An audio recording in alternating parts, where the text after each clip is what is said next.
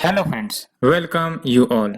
आज हम vision IAS के 25 अगस्त वाले डेली करंट अफेयर्स डिस्कस करेंगे।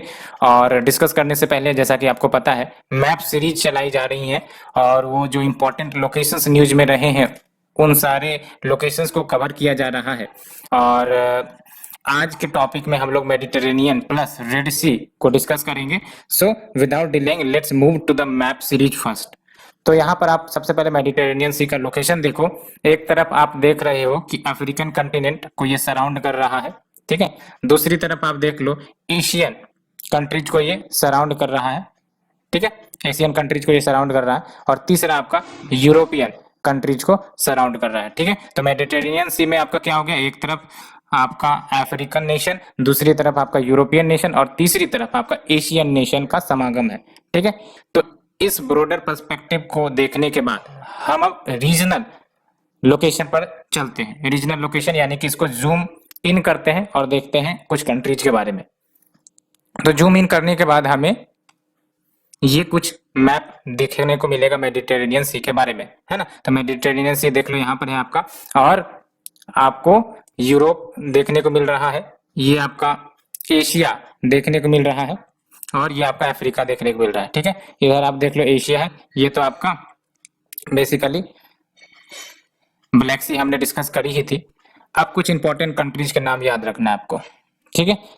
ध्यान से देखना। सबसे पहले मेडिटेरेनियन सी को डिमार्केट कर रहे हैं, नॉर्थ से हम लोग चल रहे हैं, अल्टीमेटली इटली पहुंच गए, ठीक है। और इसी का कंपोनेंट देख लो, एड्रियाटिक सी है। मेडिटेरेनियन सी का ही कुछ कंपोनेंट वाटर बॉडीज जो पार्ट है मेडिटेरेनियन सी का, फॉर एग्जाम्पल एड्रियाटिक सी हो गया, आयोनियन सी हो गया, है ना। फिर हम लोग ग्रीस पहुंचे, ग्रीस पहुंचने के बाद हमें वहां मन नहीं लगा तो अल्टीमेटली टर्की पहुंचे।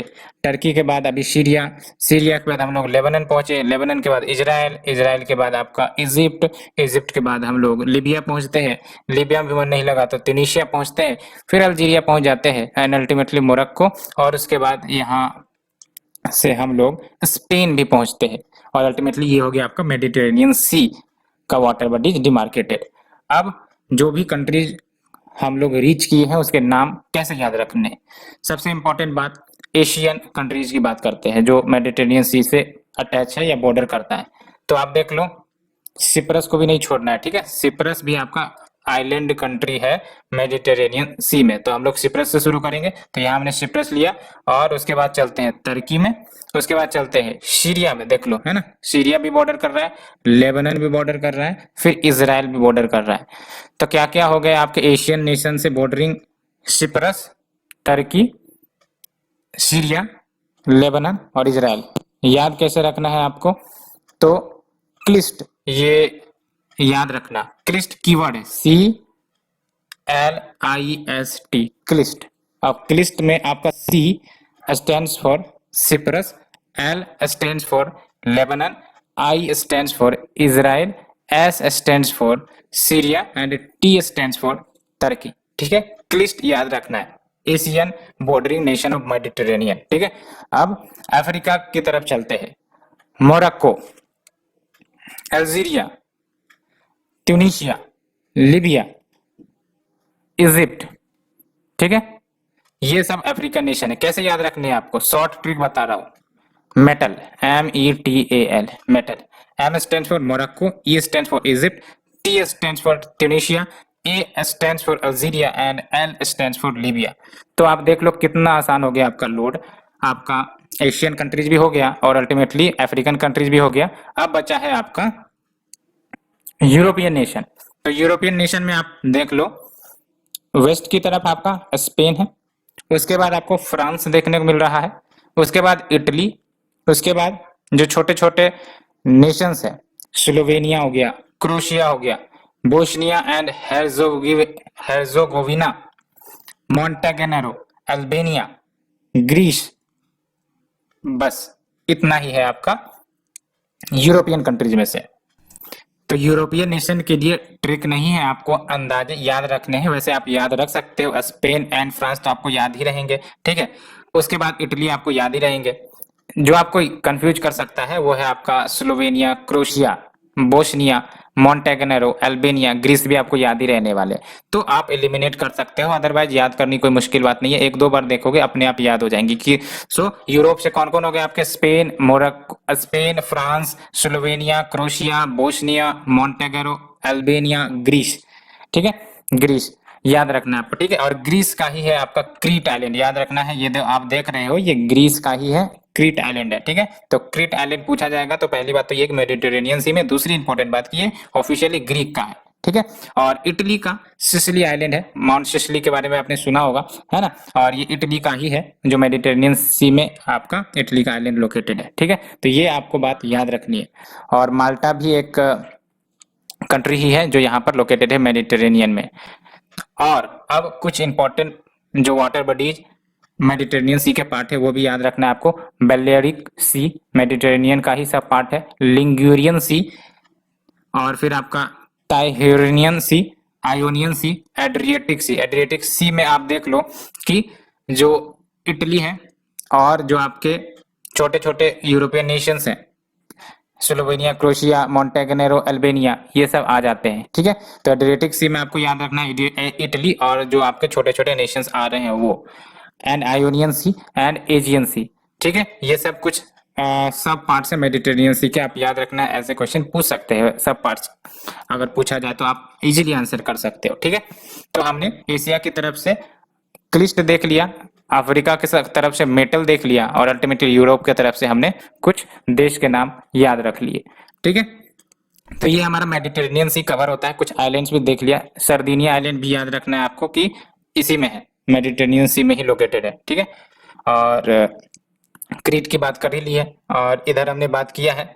अब मेडिटेरेनियन सी को कवर करने के बाद we move to basically Red Sea. Red Sea को देखने के लिए एक बार फिर से आपको मैप में देखना पड़ेगा।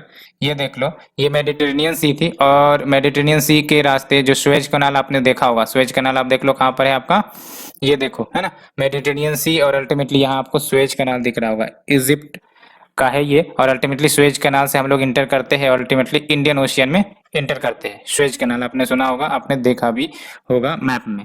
ठीक है, तो यहाँ पर आप देख लो स्वेज कनाल, और स्वेज कनाल से इंटर किया रेड सी, और रेड सी से फिर आपका ये इंडियन ओशियन में हम लोग इंटर करते हैं, इंडिया को पहुंच जाते हैं। ठीक है, तो अब स्वेज कनाल को डिस्कस करते हैं। स्वेज कनाल की बात करें तो यहाँ पर आप देखो, ये बिगर मैप है ना, मेडिटेरेनियन से आप यहाँ पर आराम से देख रहे हो, और अल्टीमेटली ये देख लो, ये है आपका स्वेज कनाल, और जो आपका ये रेड सी है, और अल्टीमेटली इधर से आपका इंडियन ओशियन की तरफ मूव करते हैं। तो इसको थोड़ा सा जूम इन करते हैं, और अल्टीमेटली आपको बिगर पोर्शन दिख रहा होगा। तो हमने मेडिटेरेनियन सी को तो डिस्कस कर ही ली, अब स्वेज कनाल की बात करते हैं। स्वेज कनाल मतलब रेड सी की बात करेंगे। तो देख लो, सबसे पहले मेडिटेरेनियन सी से हम लोग इंटर करते हैं और स्वेज कनाल पहुंचते हैं, और अल्टीमेटली रेड सी पहुंचते हैं। लेकिन ये आपको दिख रहा है, ये कुछ पोर्शन, ये पोर्शन आपको जो ब्लैक कलर में अंडरलाइन करी जा रही है, ये इनको कहते हैं सिनाई पेनिनसुला, सिनाई पेनिनसुला। और सिनाई पेनिनसुला, पेनिनसुला की बात करते हैं तो आपको बताया कि 3 साइड से वाटर बॉडी से सराउंडेड होता है। तो इसका मतलब ये जो सिनाई पेनिनसुला है, इसके लेफ्ट साइड में आपको ध्यान से देखो तो दिख रहा होगा, एक बार और जूम करते हैं, और यहाँ पर आप देखो, ये देख लो गल्फ ऑफ सुएज दिख रहा होगा। ठीक है, गल्फ ऑफ सुएज।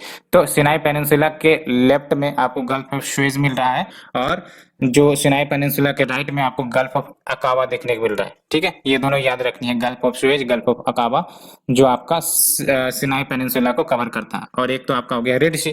ठीक है, अब इसको देखने के बाद जूम इन करते हैं, जूम आउट करते बेसिकली। तो देख लो, तो ये आपका रेड सी डिमार्केट कर रहे हैं, आपको ध्यान से देखना है। यहाँ देखो, ये आपका रेड सी डिमार्केट किया जा रहा है, और पूरा यहाँ आपका, ठीक है। और मैप आपको ध्यान से देखने हैं। इजिप्ट बॉर्डर कर रहा है, हाँ कर रहा है। सूडान कर रहा है, बिल्कुल सर कर रहा है।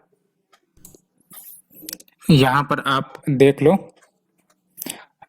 सूडान हो गया, और फिर अगर ईस्ट की तरफ चले तो सऊदी अरेबिया, और ये बेसिकली आपका यमन है। ठीक है, यमन है यहाँ पर, और आपको फिर इधर आपका इरित्रिया मिल जाता है, और जिबूती। यहाँ मैप आपको क्लियरली नहीं दिख रहा है, मैं आपको दूसरे मैप पर लेके जाता हूँ। एक्चुअली यहाँ आप देखो, ठीक है, ये देख लो, इजिप्ट आपने बात करी, सूडान हो गया आपका, और इसके बाद आप देख लो यहाँ पर आपका इरित्रिया देखने को मिल रहा है। याद रखना इथोपिया नहीं है, इरित्रिया है, ये कंफर्म याद रखना है आपको। उसके बाद आपका जिबूती है, ठीक है, और उसके बाद यहाँ पर आप देख लो यमन है, यहाँ पर आप देख लो सऊदी अरेबिया, बड़ा सा लैंडमास आपका सऊदी अरेबिया का, ठीक है, यहाँ पर आप सऊदी अरेबिया देख रहे हो, और एक्चुअली आपको फिर ये पूरा इजिप्ट देखने को मिल रहा है, इजिप्ट का पोर्शन है ये, और फिर आपका यहाँ से सूडान शुरू हो जाता है। तो आपको क्या याद रखना है, सूडान है, साउथ सूडान नहीं है, और इरित्रिया है, यूथोपिया नहीं है। यूथोपिया आपका लैंड लॉक्ड कंट्री है। जिबूती है क्या, बिल्कुल है, यहाँ पे आपका जिबूती है। यमन है क्या, बिल्कुल है, और सऊदी अरेबिया है क्या, बिल्कुल है, और यहाँ पर आप देख लो फराशन आइलैंड, ये इंपॉर्टेंट है, याद रखना है, फराशन आइलैंड आपका रेड सी में है, याद रखना है। और जब हम रेड सी से बाहर निकलते तो आपको गल्फ ऑफ एडन देखने को मिलेगा, उसके बाद आप डायरेक्टली इंडियन ओशियन में जंप करते हो, ठीक है। तो ये बातें आपको याद रखनी है रेड सी के बारे में। और यहाँ पर आपको स्ट्रेट ऑफ बैबल एंड मंदेब मिलेगा, लेकिन स्ट्रेट की बात हम आज नहीं करेंगे, हम डिफरेंट डेज को स्ट्रेट्स की बात करेंगे, लेकिन आज हमें कंट्रीज को याद रखने हैं। तो कौन कौन से हो गए आपके रेड सी को बॉर्डर करने वाले, Egypt, Sudan, Eritrea, Djibouti, Yemen, Saudi Arabia, Jordan, ठीक है, और इजराइल, इजराइल भी है, याद रखना है आपको। इजराइल इसलिए बिकॉज गल्फ ऑफ अकावा जो है वो आपका इजराइल को बॉर्डर करता है, और गल्फ ऑफ अकाबा आपका सब पोर्शन है रेड सी का ही, दैट्स वाई ये आपका इजराइल भी रेड सी को बॉर्डर करता है। तो देख सकते हैं इजराइल जो है आपका मेडिटेरेनियन सी को भी बॉर्डर करता है, as well as Gulf of Aqaba को भी बॉर्डर करता है, ठीक है। तो याद रखना है, क्या लेबनान करता है रेड सी को, नहीं, याद रखना लेबनान नहीं करता है, जॉर्डन करता है, ठीक है। तो ये हमने डिस्कस किया जो मैप सीरीज है, 2 लोकेशन एट ए टाइम, याद रखने हैं आपको रेड सी और आपका मेडिटेरेनियन सी और सिनाई पेनिनसुला, तो आपको अच्छे से याद रखना है। ऑफिशियली ये आपका इजिप्ट का है, और ये जो 3 वाटर बॉडीज को डिमार्केट करता है, एक तो आपका गल्फ ऑफ सुएज, दूसरा गल्फ ऑफ अकाबा, तीसरा आपका रेड सी, ठीक है।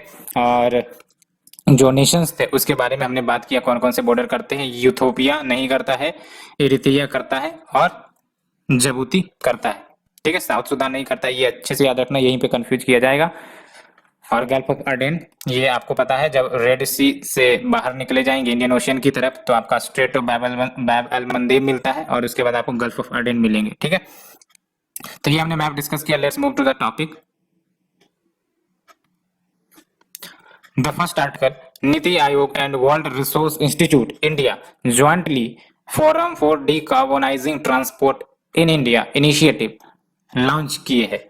तो बेसिकली अगर बात करें आपका forum for decarbonising transport project की, तो ये nationally determined contribution transport initiative for Asia के प्रोजेक्ट का एक पार्ट है। और जब हम बात करते हैं NDCTIA की, तो ये ज्वाइंट प्रोग्राम है 7 ऑर्गेनाइजेशंस के बीच, जिसमें आपका चाइना, इंडिया, वियतनाम ये सब इसमें शामिल है। ऑब्जेक्टिव यही है कि पैराडिम शिफ्ट करा जाए towards zero emission transport across India, है ना। क्या ऑब्जेक्टिव है इसका, zero emission transport across Asia को अचीव करना। एंड ये project basically international climate initiative and NITI Aayog का पार्ट है, और नीति आयोग इसमें आपका इंप्लीमेंटिंग पार्टनर है इंडिया के लिए, ठीक है। तो the project is a part of international climate initiative and NITI Aayog implementing partner है इंडिया की तरफ से। Transport in India is the 3rd most CO2 emitter sector, याद रखना, फर्स्ट नहीं है, 3rd most CO2 emitting sector है। फर्स्ट कौन है ये आप हमें बताओ, क्या एनर्जी सेक्टर है। मेजर स्टेप्स जो डिकार्बोनाइजेशन के लिए लिए जा रहे हैं वो आप देख लो। पहला, focus on adoption of electric vehicles, electric vehicles को प्रमोट किया जा रहा है via national mission on transformative mobility and battery storage. दूसरा, प्रोडक्शन लिंक्ड इंसेंटिव, जिसके बारे में हमने 50 बार डिस्कशन किया है, ये automobile and auto component industry के लिए चलाई जा रही है, so that advance cell chemistry battery storage manufacturing बड़ी तेजी से हो और काफी मास स्केल पर हो। And fame India scheme, that is faster adoption of mobility of EV, यानी कि इलेक्ट्रिक व्हीकल्स, ये भी चलाई जा रही है, सो दैट ईवी को प्रमोट किया जाए, इलेक्ट्रिक व्हीकल्स को प्रमोट किया जाए। एंड 20% एथेनॉल ब्लेंडिंग पेट्रोल का बाय 2025 अचीव करने का टारगेट भी रखा गया है। मेजर चैलेंजेस क्या है लिथियम आयन बैटरी का जो आपके इलेक्ट्रिक व्हीकल्स में लगे हुए देखने को मिलते हैं? पहली बात तो ये कि ओवर हीटिंग की समस्या, और हाई वोल्टेज आने पर ये डैमेज भी हो सकती है। एंड ऐसे बैटरीज अपने कैपेसिटी समय के साथ लॉस कर देते हैं, ये तो आप ऑब्जर्व भी करते होंगे। एंड लॉन्ग चार्जिंग टाइम से 12-12 घंटे 13 घंटे चार्ज में लगाने पड़ते हैं जब जाकर फुल चार्ज होता है, ये भी एक मेजर चैलेंज है। एंड दूसरा इंपॉर्टेंट बात, सबसे मोस्ट इंपॉर्टेंट बात कि लिथियम का रिजर्व हमारे यहाँ डेफिशिट है, देयर बाय हम लोग अपने मेजर जो लिथियम प्रोडक्ट्स हैं, चाहे वो बैटरी हो, उसको इंपोर्ट करते हैं, और सबसे ज्यादा इंपोर्ट तो हम चाइना से करते हैं, है ना। तो import dependency of lithium which is limited to the lithium triangle. तो लिथियम ट्रायंगल तो है ही है, लिथियम ट्रायंगल आपको याद रखने हैं जहां पर आपको लिथियम भारी मात्रा में मिलते हैं। तो lithium triangle basically south America के 3 कंट्रीज को कहते हैं ट्रायंगल, यानी कि 3 कंट्रीज। तो कौन कौन से हो गए जहां पर लिथियम सोर्सेस मिलते हैं? एक तो आपका बोलिविया, दूसरा आपका चिली, और तीसरा आपका अर्जेंटीना। ठीक है, कैसे याद रखोगे? ABC याद रखना है, ठीक है। अर्जेंटीना, बोलिविया एंड चिली, ये आपका लिथियम ट्रायंगल में आ जाते हैं। ABC अर्जेंटीना, बोलिविया, चिली, ठीक है। और यहाँ पर आपको लिथियम रिजर्व्स देखने को मिलता है। भारत कॉन्टेक्ट स्टेब्लिश कर रहा है सो दैट जो चाइना के ऊपर डिपेंडेंसी है लिथियम का, उसको कम करके इन देशों से सप्लाई चेन मजबूत किया जाए। तो ये कुछ हमने चैलेंजेस देखे, साथ ही साथ स्टेप्स जो देखे टुवर्ड डिकार्बोनाइजेशन, और इस प्रोजेक्ट को भी देखा जो NITI Aayog plus world resource institute ने लॉन्च किया है, forum for decarbonising transport. Next is your economic criterion not sole basis for creamy layer, ये सुप्रीम कोर्ट का कहना है। तो अपेक्स कोर्ट बेसिकली यानी कि सुप्रीम कोर्ट हियर कर रही थी पेटिशन को चैलेंजिंग द नोटिफिकेशन जो हरियाणा गवर्नमेंट के द्वारा इश्यू करी गई थी, which was sub classifying the backward classes solely on economic basis। अभी क्या होता है, socially and educationally backward classes के तर्ज पर आपको ओबीसी कैटेगराइजेशन किया जाता है, लेकिन हरियाणा गवर्नमेंट सब क्लासिफाई कर रही थी बैकवर्ड क्लासेस को only on economic basis while fixing the criteria for creamy layer. और ये जो न्यू नोटिफिकेशन इश्यू करी गई under the Haryana backward classes reservation in services and admission in educational institution act 2016, क्या प्रोविजंस थे इसमें? तो देख सकते हो, वैसे व्यक्ति जो 6 लाख से ऊपर अर्न करते हैं, इनको क्रीमी लेयर कंसिडर किया जाएगा अंडर द 2016 एक्ट। लेकिन ओरिजिनल जो आपका 2016 एक्ट था, इसमें साफ साफ कहा गया था कि social, economic and other factors को भी ध्यान में रखा जाएगा for the purpose of determining and excluding the creamy layer with in A backward classes. तो देख सकते हो, ये अभी नए नोटिफिकेशन में एक ही क्राइटेरिया दिया गया है कि 6 लाख एंड एबव मतलब क्रीमी लेयर, लेकिन पहले में क्या था कि सोशल, इकोनॉमिक, अदर फैक्टर्स भी कंसिडर करे जाएंगे। तो कोर्ट ने क्या कहा? कोर्ट ने कहा कि जो नोटिफिकेशन है वायलेट करता है law which declared in Indira Sawhney judgment 1992, जिसको फेमस मंडल केस भी कहते हैं, है ना। तो उसका जजमेंट का वायलेशन है, ये सुप्रीम कोर्ट ने कहा। एंड इंदिरा शाहवानी वर्डिक्ट की बात करें तो इसमें बेसिकली क्रीमी लेयर डालने की बात कही गई थी with in the backward community, और क्रीमी लेयर को एक्सक्लूड करने की भी बात कही गई थी फ्रॉम रिजर्वेशन, सो दैट जो मोर डिजर्विंग पर्संस हैं with in the backward classes वो आगे आ सके, वो फायदे उठा सके रिजर्वेशन के। And the court underscored the socio educational, economic and other factors, उनका कहना था कि इसको भी ध्यान में रखा जाएगा for the purpose of determining the creamy layer with in A backward classes. And देख लो, डिबेट की बात करें तो क्रीमी लेयर की बात करें तो ये relatively with in the OBC relatively better educated, forward, socially advance members को कहा जाता है विद इन ओबीसी। एंड ये जो टर्म है क्रीमी लेयर इंट्रोड्यूस करी गई संथानन कमीशन के द्वारा 1971 में, जिन्होंने रिकमेंड किया था कि क्रीमी लेयर को एक्सक्लूड किए जाने चाहिए from the quota benefit. Indira Sawhney judgment 1992 भी आया, सुप्रीम कोर्ट ने डायरेक्ट किया कि जो क्रीमी लेयर है अमंग द ओबीसी उनको एक्सक्लूड कर दिया जाए कोटा बेनिफिट से। And after the constitution bench judgment 2018 में कंसेप्ट अभी आपका SC एंड ST कम्युनिटीज के लिए भी अप्लाई करी गई है। एंड सेंटर ने डिफाइन किया है creamy layer among the OBC as those earning more than 8 lakh per annum, है ना। तो हरियाणा गवर्नमेंट 6 लाख, और जो आपका सेंटर की तरफ से जो डिमार्केशन है क्रीमी लेयर का, वो है आपका अगर कोई व्यक्ति 8 लाख पर एनम अर्न कर रहा है तो वो फिर आपका क्रीमी लेयर में आ जाएगा। तो ये हमने इकोनॉमिक क्राइटेरियन जो अभी न्यूज में आई थी उसको डिस्कस किया। Let's move to the next one.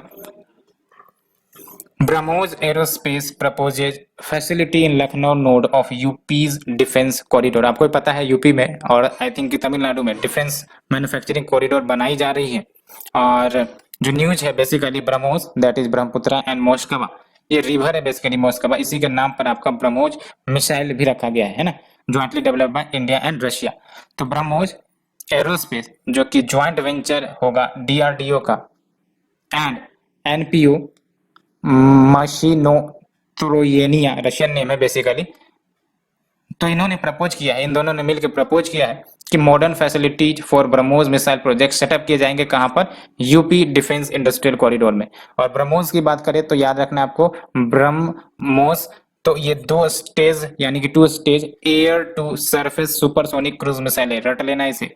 2 stage air to surface cruise missile, flight range आपका 300 किलोमीटर। तो क्या याद रखना है ब्रह्मोस को प्रीलिम्स के लिए, 2 stage air to surface supersonic cruise missile, range आपका 300 किलोमीटर। और अगर हम बात करें डिफेंस इंडस्ट्रियल कॉरिडोर्स की, तो ये बेसिकली एक रूट होगा, बेल्ट होगा, कॉरिडोर होगा along with domestic production defence equipment के बाय द पब्लिक सेक्टर या फिर प्राइवेट सेक्टर या फिर एमएसएमई यहाँ प्रोड्यूस किए जाएंगे एक साथ, है ना, इसी बेल्ट में। जैसे मेले लगते हैं तो आपको पता है एक बेल्ट में आपका मेले लग जाते हैं, उसी प्रकार से ये जो आपका कॉरिडोर होगा यहाँ पर सिर्फ और सिर्फ डिफेंस रिलेटेड प्रोडक्ट्स ही प्रोड्यूस होंगे और इसमें प्राइवेट पब्लिक एमएसएमई ये सब भी इन्वॉल्व होंगे प्रोडक्शन में। और ऑब्जेक्टिव यही है to enhance the operational capability of defence forces. And ये जो कॉरिडोर है ये ओवरलैप करेंगे with the existing defence public sector company to ensure connectivity among the various defence industrial unit.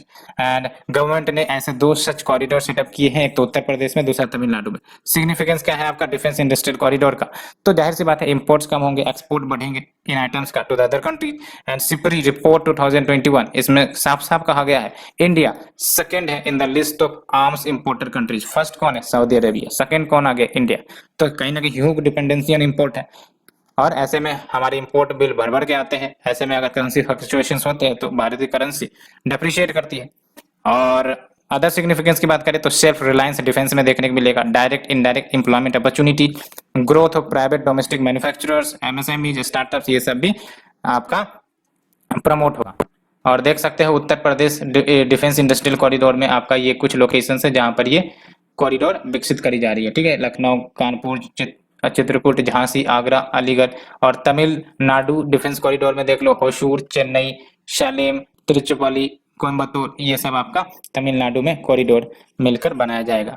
Next is your booklet on 1 year new education policy 2020 launch. तो देख सकते हो ये जो बुकलेट है इसमें अचीवमेंट्स को लिस्ट डाउन करी गई है along with some major initiative, जैसे विद्या प्रवेश जो कि आपका 3 मंथ स्कूल प्रिपरेशन मॉड्यूल है ग्रेड 1 चिल्ड्रन के लिए। एंड जो अदर इनिशिएटिव्स देख सकते हो, blueprint of national digital education architecture to energise and catalyse the education ecosystem, ये भी लाई गई है। Capacity building of secondary teachers under NISHTHA, ये भी है जिसका फोकस है कि लर्निंग आउटकम्स जो स्टूडेंट्स के उसको इंप्रूव किया जाए। And we have the NIPUN that is national initiative for proficiency in reading with understanding and numeracy.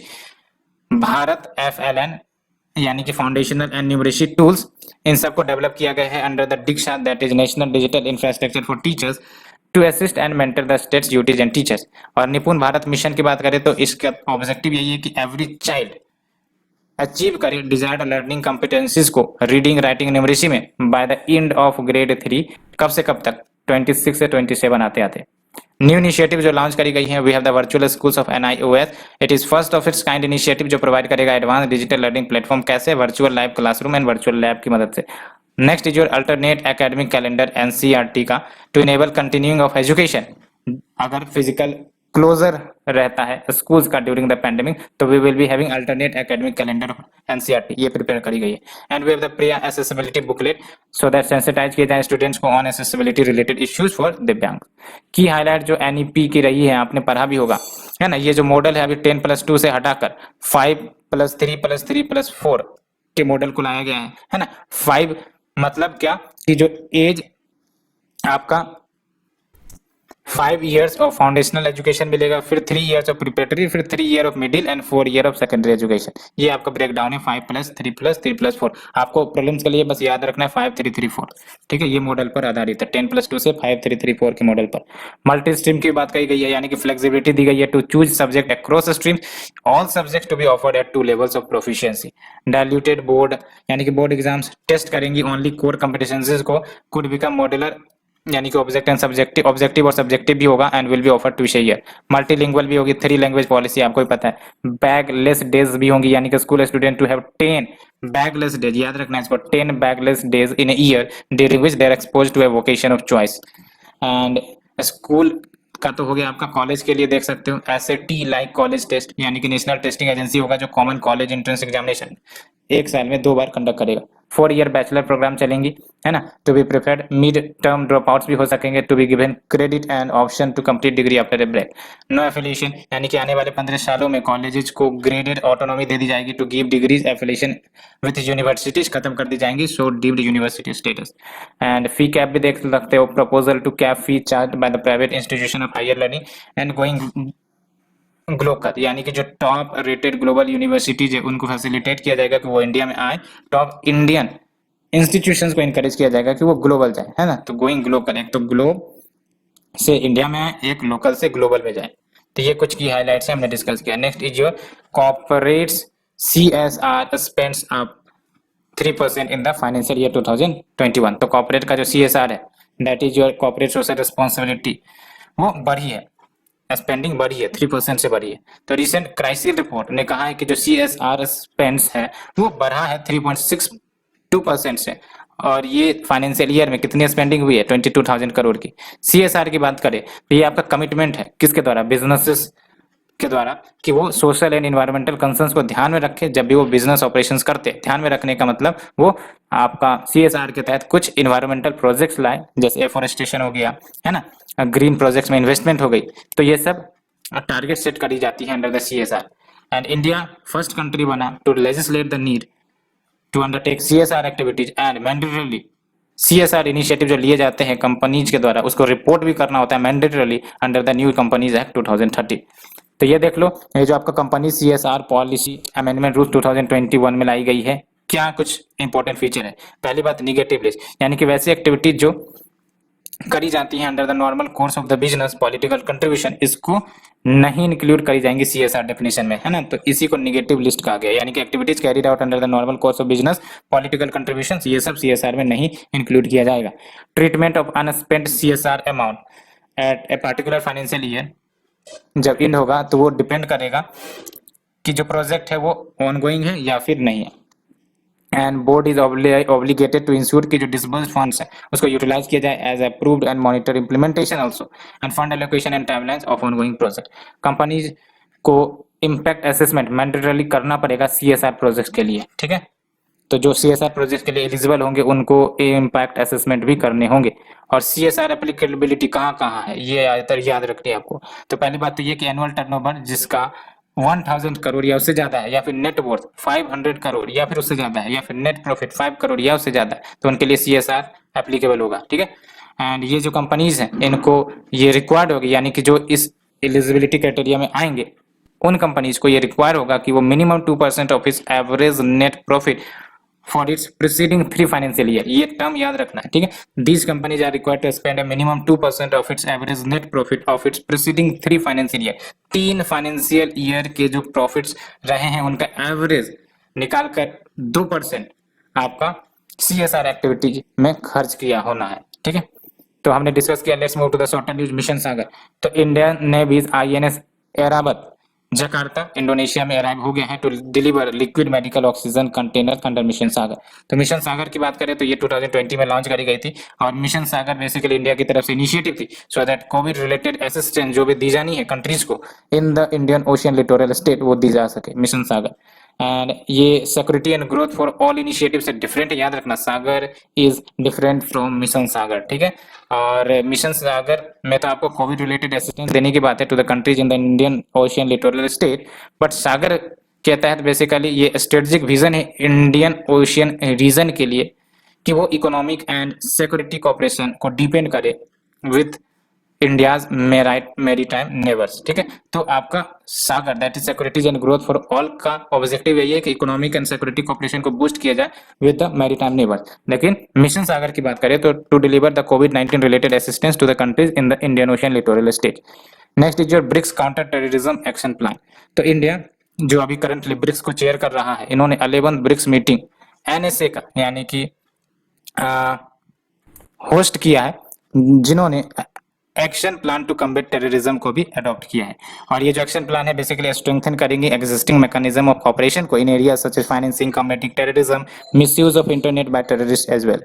And जो ब्रिक्स है that is Brazil, Russia, India, China, South Africa, ये आपका 5 of the largest developing countries है world का, और 41% of the global population को represent करता है, 24% ऑफ द ग्लोबल जीडीपी को रिप्रेजेंट करता है। ऑपरेशन देवी शक्ति, और ये इंडिया का एवैक्यूएशन मिशन है अफगानिस्तान से, याद रखना रिसेंट न्यूज है, evacuation mission from Afghanistan India की तरफ से।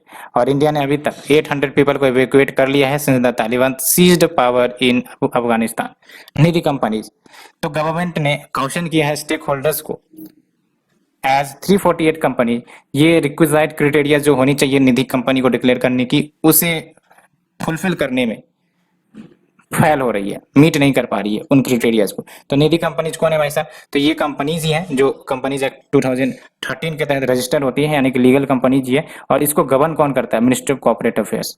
और निधि रूल्स 2014 लाई गई थी, और इसके तहत ये कंपनी होती है जिसका ऑब्जेक्टिव वही होती है कि थ्रिफ्ट एंड सेविंग प्रमोट किया जाए अपने मेंबर्स ग्रुप में, और डिपॉजिट रिसीव करे, उसके बाद लैंड भी करे अपने मेंबर्स को ही, सो दैट म्यूचुअल बेनिफिट हो सके उनका अपने मेंबर्स का। और ये सर्टेन कैटेगरी ऑफ एनबीएफसी ही है, बैंक नहीं है ये। और आरबीआई के पास पावर है कि वो डायरेक्टिव इश्यू कर सकते हैं टू देम, दो not directly under the RBI. And इनको एग्जेम्प्ट किया गया है from the core provision of RBI act, जो कि एनबीएफसीज को एप्लीकेबल है लेकिन निधि कंपनीज को एप्लीकेबल नहीं है ना। तो याद रखना है they has been exempted from core provision of RBI act which is applicable to NBFC. Next your Changthang and Pangolakha wild life sanctuary. तो national board of wild life chair कौन करते हैं? इनको याद रखना है पीएम करते हैं। और ये स्टेब्लिश कैसे हुआ है? तो वाइल्ड लाइफ प्रोटेक्शन एक्ट 1972 के तहत स्टेटूटरी है। इन्होंने construction of roads near the line of actual control, वहां हॉरिजॉन्टली दे दी है। और ये जो रोड्स हैं वो आपका लद्दाख के चांगथांग वाइल्ड लाइफ सेंचुरी से गुजरेंगी एडजॉइनिंग द बॉर्डर। एंड इसमें आपका 2 of the world famous high altitude water lake that is Tsomoriri and Pangong Tso मिल जाते हैं चांगथांग रीजन में। एंड पैनल ने ऑल्सो क्लियर किया है कंस्ट्रक्शन ऑफ बॉर्डर आउटपोस्ट कहां पर? ईस्ट सिक्किम में, so that logistic support near the Pangolakha sanctuary वो अलाउ किया जा सके। एंड पेंगोलखा रेंज की बात करें तो it extends below the Chola range and Sikkim को भूटान से सेपरेट करता है। याद रखना है Pangolakha range separate Sikkim from Bhutan. And ये जो सेंचुरी है दैट इज पेंगोलखा सेंचुरी, ये alpine temperate sub tropical vegetation है, high altitude lakes around Jelep La, Nathu La, Naku La, ये पासेस आपके सिक्किम में मिल जाते हैं। Next is your neo bolt. तो रिसर्चर्स एट आईआईटी मद्रास, इन्होंने डेवलप किया है इंडिया का first indigenous motorised wheel chair vehicle, जिसको नियो बोल्ट कहा जा रहा है। तो नियो बोल्ट क्या है? आपका India first indigenous motorised wheel chair vehicle powered by lithium ion battery.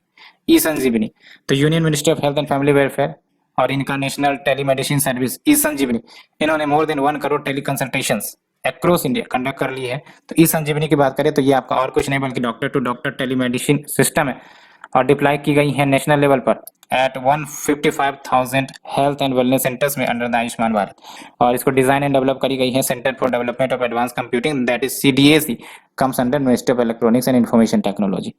And Sikh holy book that is Guru Granth साहब।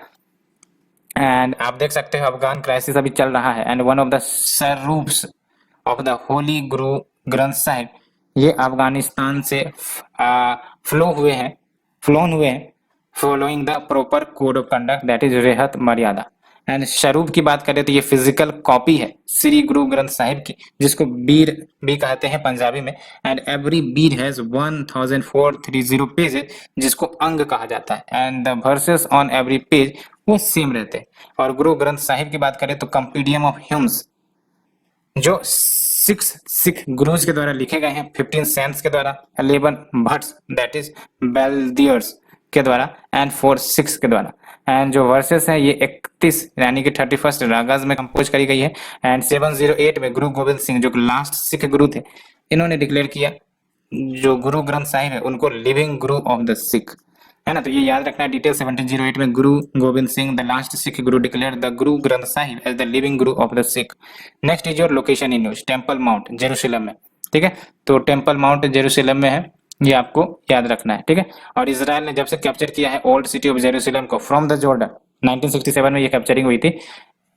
इन्होंने फ्रेजाइल रिलीजियस बैलेंस मेंटेन करके रखा है at the Temple Mount which is only Muslim can worship there while Jews can pray at the western wall below, है ना। तो देख सकते हैं only Muslims can worship there while Jews can pray at the western wall below। Recently government ने allow किया है number of Jews को आपके यहाँ प्रे करे, तो कहीं ना कहीं शिफ्ट देखने को मिल रहा है और इसके कारण इनस्टेबिलिटी बढ़ सकती है, potentially lead to religious conflict in the region. Next is your Papua New Guinea, capital देख लो पोर्ट मोरवेशी, एंड कंट्री ने बैन कर दिया है फ्लाइट को फ्रॉम इंडिया इनडेफिनिट के लिए।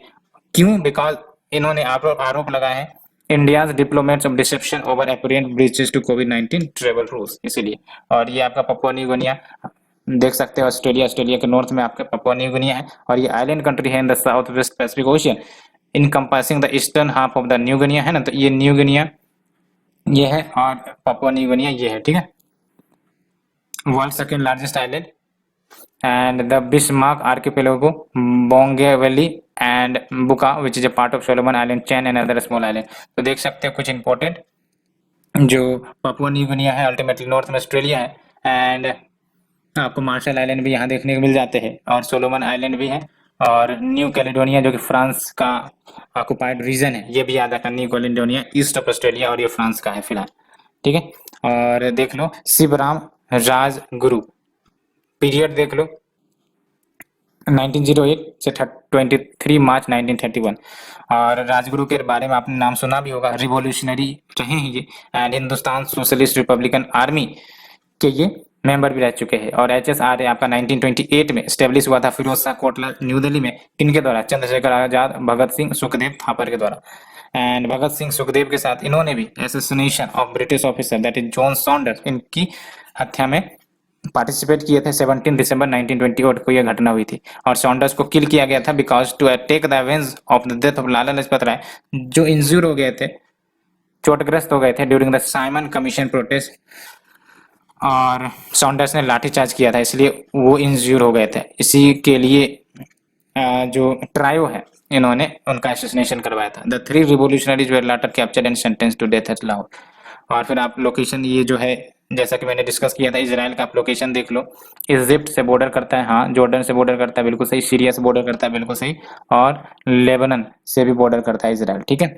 और ये देख लो वेस्ट बैंक आपका, और फिर आपका इधर गोलन हाइट है ये, और ये आपका गाजा स्ट्रिप है, ठीक है। तो ये याद रखना आपको कि सऊदी अरबिया इजराइल को बॉर्डर नहीं करता है, ठीक है। We have discuss all these articles, hope आप लोगों को पसंद आई होगी। अगर पसंद आ रही है तो प्लीज लाइक शेयर सब्सक्राइब करें। Thank you friend, thank you very much.